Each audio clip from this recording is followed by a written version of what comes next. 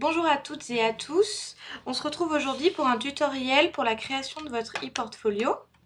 Donc on est directement je suis directement sur la page Moodle. Vous avez juste à cliquer sur votre cours atelier portfolio e-portfolio. Vous avez des sections, mais c'est pas à l'ordre du jour. Aujourd'hui, on va plutôt s'intéresser à cette partie-là, e-portfolio Exabis. On va commencer par la partie Mon CV. Donc on rentre dedans. Vous pouvez voir plusieurs catégories, mon CV, mon portfolio, mes vues, vues partagées, etc. que je vous expliquerai un peu plus tard. Pour l'instant, on se consacre principalement à mon CV et sa construction.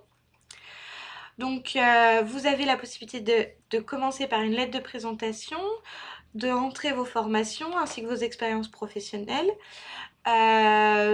Toutes ces cases-là, on verra plus tard, ainsi que vos objectifs, vos compétences et vos centres d'intérêt. Donc, on va commencer par la lettre de présentation. Vous commencez par cliquer par modifier. Vous avez cette vue-là. Donc, vous pouvez commencer par écrire « Je m'appelle Camille, j'ai 20 ans, etc. » Voilà. Vous enregistrez et comme vous pouvez le voir ici, vous avez une vue d'ensemble. Vous pouvez bien sûr la modifier facilement pour ajouter juste mettre je m'appelle Camille par exemple. Dans cette lettre de présentation, vous pouvez parler de vous mais pas non plus trop en dire, et ça ne doit pas englober la totalité de votre CV. Passons maintenant à la formation. Même processus, on va ajouter des informations. Vous avez à remplir la date de début, de fin, l'établissement où vous réalisez où vous avez réalisé cette formation, l'adresse de l'établissement, le type de diplôme, le nom du diplôme et la description de la qualification. Donc par exemple, Camille, elle a fait un BTS assistante de gestion en 2010, donc elle a commencé en 2010, elle l'a terminé en 2012. Elle était, je sais pas, par exemple, à l'image SA Paris. L'adresse de l'établissement, vous allez le retrouver. Le type de diplôme, donc c'est un BTS. Et là, le nom précis,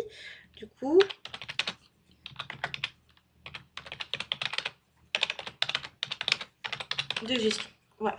Après, faut expliquer ce que vous avez appris, etc. Voilà. Au niveau des attachements, vous avez la possibilité de faire glisser des fichiers pour les ajouter, pour donner une preuve. Par exemple, si vous avez des dossiers ou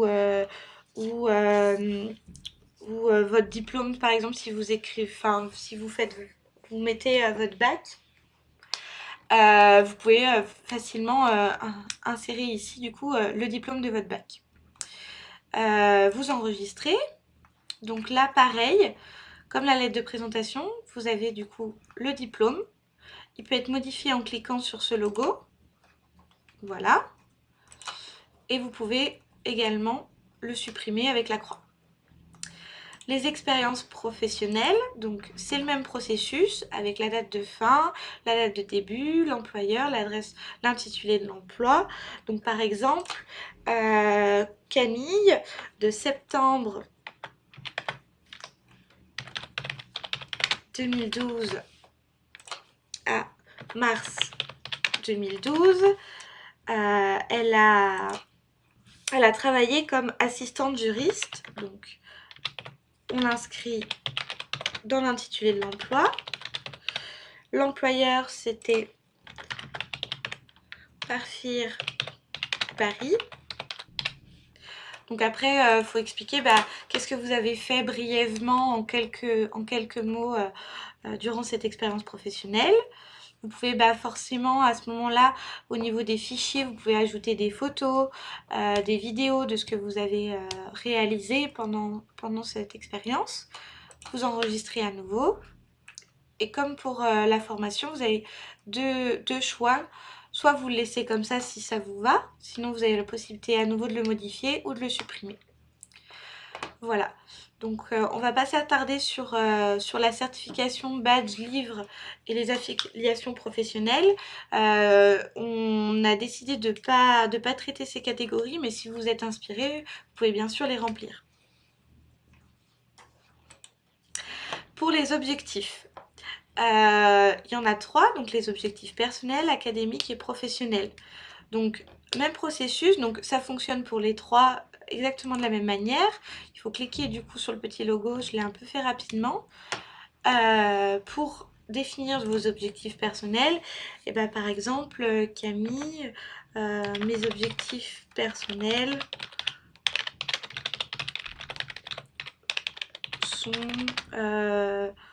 de réussir ses études, de construire une vie de famille, etc. Voilà, il faut que vous réfléchissiez du coup à vos objectifs personnels. Vous pouvez bien sûr, comme les autres catégories, ajouter des fichiers. Donc là, bah, c'est plutôt à vous de faire jouer un peu votre créativité. Vous pouvez insérer tout ce que vous souhaitez dans cette partie-là. On enregistre à nouveau. Et du coup, là, on voit directement ici ce que vous avez écrit dans vos objectifs personnels. Ça fonctionne exactement de la même manière pour les objectifs académiques et professionnels. En cliquant du coup sur ce logo, je vous le montre un peu plus. Tout à l'heure, je suis passée un peu vite dessus. Donc pour académique, bah, du coup, ça peut être la réussite de ses études. Voilà, tout simplement. Pareil, même processus. Voilà, professionnel, et ben du coup, ça pourrait être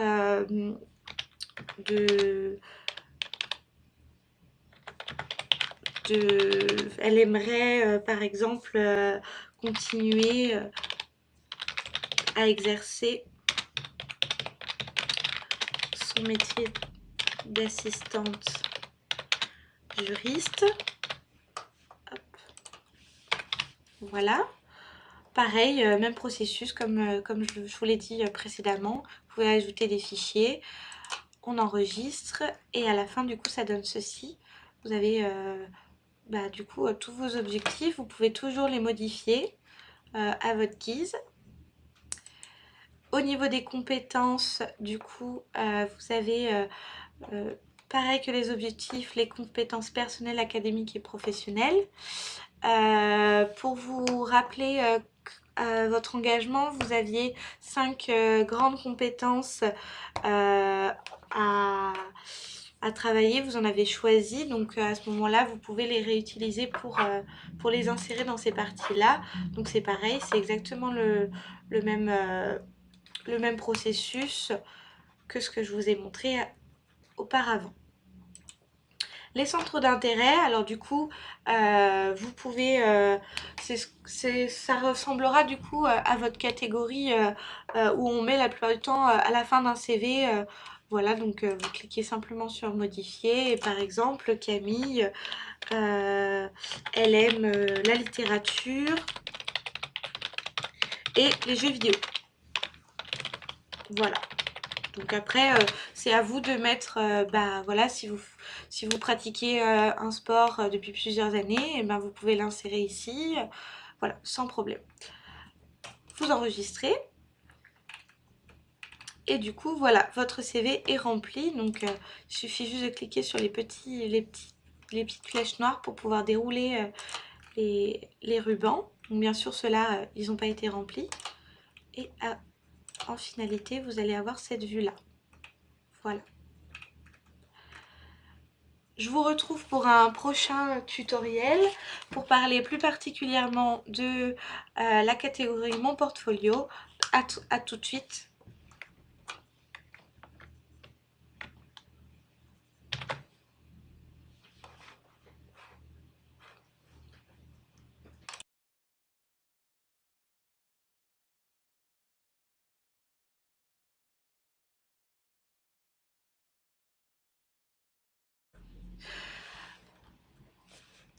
Dans ce deuxième tutoriel, on se retrouve du coup pour parler plus précisément de mon portfolio. Donc je suis toujours dans le cours Atelier Portfolio et Portfolio, toujours sur le premier encadré qui nous intéresse. Donc on va plus cliquer du coup sur mon CV mais plutôt sur mon portfolio. Voilà, donc dans cette partie-là, vous avez la possibilité d'ajouter des catégories, des liens, des fichiers ou des notes. Les catégories donc, peuvent représenter principalement des dossiers. Les fichiers peuvent comporter par exemple certains de vos écrits, ou ça peut être des images, ou plus précisément votre CV. Des notes, ça peut simplement être vous qui écriviez directement. Et des liens par exemple vers vos profils, vos réseaux sociaux professionnels du type LinkedIn. Voilà, donc je vais vous montrer, moi j'ai choisi du coup d'insérer mon CV, donc je vais cliquer dans fichier. Donc on me demande le titre, donc c'est mon CV un peu ancien de 2012.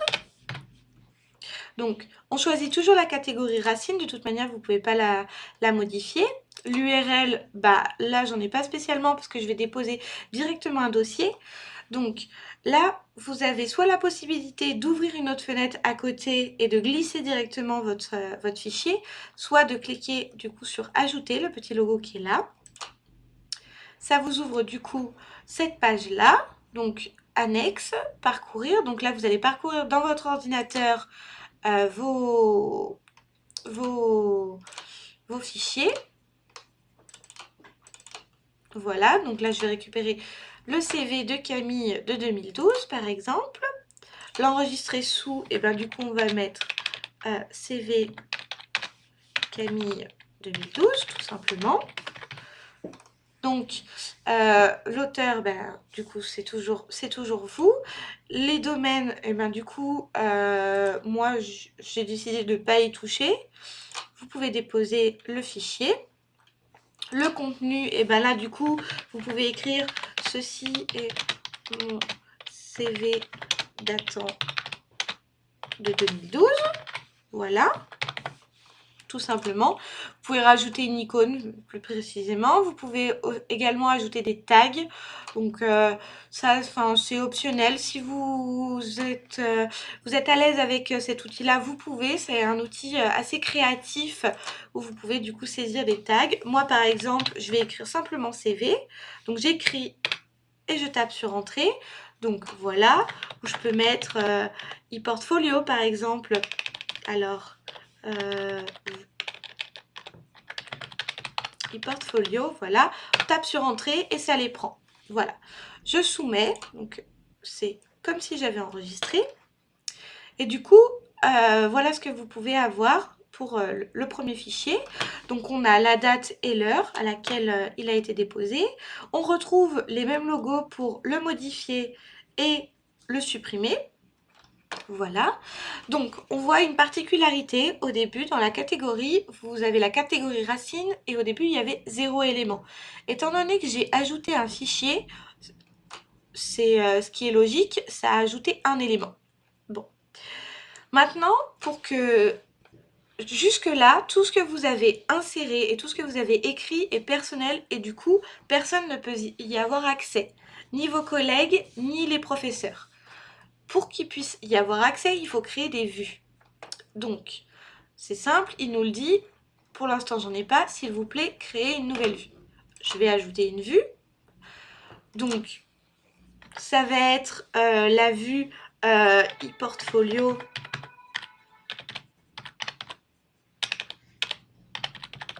spécial CV. Donc là, du coup, dans cette vue, je montrerai principalement mon CV datant de 2012. Voilà, par exemple. Hein. Après, c'est à vous d'écrire ce que vous souhaitez. On enregistre. Et du coup, là, il nous demande le contenu. Donc, vous avez des informations personnelles, un titre, un texte, des éléments, des médias et des badges. Donc, moi, ce que je vais choisir, je vais plutôt choisir, je dirais plutôt celui-ci. Donc en fait, il faut glisser, enfin, la consigne est juste au-dessus, donc je vous la sélectionne.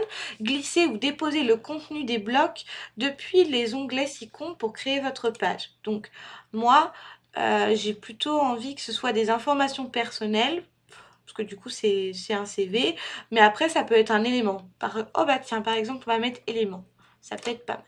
Voilà. Donc là, par mots-clés, soit vous filtrez par mots-clés, donc par exemple j'avais mis CV, et là vous allez pouvoir les retrouver, soit par de base dans votre catégorie racine, donc je vous ai expliqué qu'on avait ajouté un élément, on le retrouve, CV 2012, il suffit de le sélectionner. Après, plus vous ajoutez d'éléments, plus la liste là sera longue. Donc plus vous pouvez du coup les décocher, en cocher certains, ne pas en cocher. Donc après, vous pouvez avoir des essais ou des tests, vous essayez, si ça convient pas, bah, vous pouvez les retirer, etc. On ajoute, donc du coup, voilà, on a mon CV qui est tout bon. Il faut cliquer sur partage, donc voilà, partager accès à l'extérieur, donc là, c'est simplement via comment dire, cette adresse HTTPS. Donc c'est simple, vous la sélectionnez et vous la recliquez directement plus haut dans votre barre de recherche Google, par exemple. Vous pouvez accepter ou non de partager les commentaires. Voilà. Sinon, vous avez la possibilité de le mettre en interne. Donc, pour que vos professeurs puissent voir votre travail ou vos collègues, vous pouvez faire un accès interne, donc via l'atelier Portfolio e-Portfolio. Donc soit qui a accès à tous, soit un accès réservé aux utilisateurs. Donc par exemple, vous cliquez sur l'atelier e-Portfolio et vous sélectionnez tout. Voilà. À ce moment-là, si vous souhaitez que ce soit visible pour tous, vous pouvez faire comme ça. Sinon, vous avez la possibilité de réserver au groupe suivant. Par exemple, si vous voulez vous entraider entre camarades, à ce moment-là, vous pouvez faire comme ça. Vous avez également la possibilité de le partager par mail. Et là, ça aura une utilité du coup quand vous allez pouvoir plus tard postuler à un job étudiant ou un contrat, ou pour obtenir un contrat professionnel du type CDD ou CDI, bah à ce moment-là, vous pouvez le partager par mail. Voilà, il suffit d'enregistrer. Voilà, donc normalement, c'est tout bon. Les vues partagées, donc c'est quand vos camarades ont partagé des portfolios, là vous allez pouvoir les voir apparaître ici. Étant donné que personne n'a partagé avec moi du coup son portfolio, pour l'instant je ne peux rien voir. Pareil pour les catégories partagées et vous avez la possibilité d'importer et d'exporter des fichiers. Voilà. Normalement, c'est tout bon pour moi. Si jamais vous avez la moindre question, vous pouvez toujours nous contacter par mail ou par téléphone ou directement en venant nous voir. Voilà, je vous souhaite de passer une bonne fin de journée. Merci, au revoir.